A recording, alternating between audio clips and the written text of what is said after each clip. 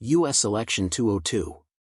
Tapper slams Trump advisor's big Biden claim with little fact check. Jake Tapper debunked the campaign's assertion that Donald Trump hasn't made fun of Joe Biden's stutter by analyzing Trump's actions at rallies. In Thursday's The Lead segment of CNN's news program, the anchor cited an article from The Washington Post that discussed how the president has used his stuttering to sell himself as the candidate of compassion and how Trump has parroted the claimed stammer. According to Trump campaign advisor Jason Miller, who spoke with the Post, the likely Republican presidential nominee has referred to Joe Biden as a cognitively challenged, low-IQ man rather than making fun of Biden's speech impediment.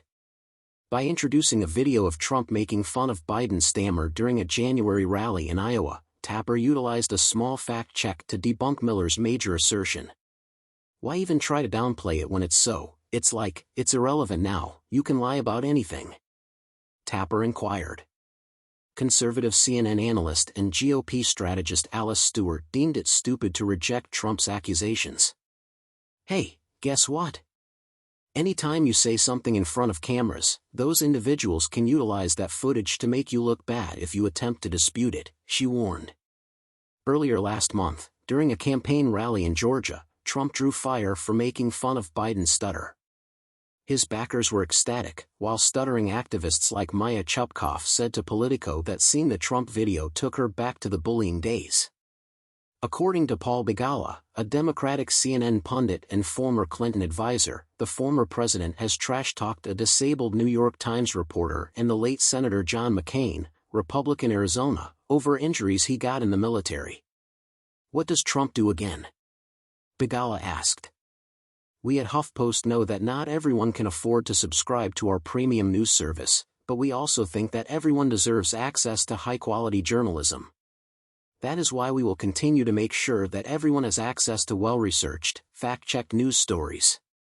We value your visits to HuffPost whether they are for information about the 2024 presidential race, in-depth analyses of pressing national topics, or humorous trending headlines. Producing news does indeed cost money, and we take great pride in the fact that we have never erected a pricey paywall around any of our pieces. Are you in?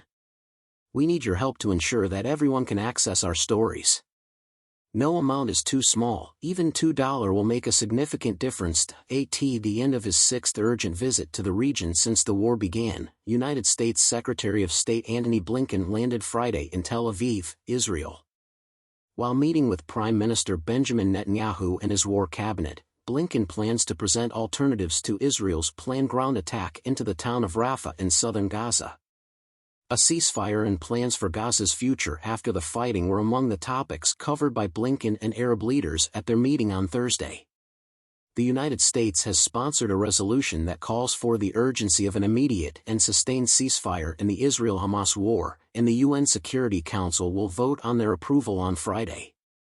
Additionally, it stresses the urgent need to enhance the flow of humanitarian assistance to people in the entire Gaza Strip and backs diplomatic attempts to ensure a ceasefire in connection with the release of all remaining captives. World Health Organization Director General Tedros Adhanom Ghebreyesus stated Thursday that due to the food restrictions imposed on Gaza, the number of malnourished children under the age of 5 has increased from less than 1% before the conflict started to as high as 60%.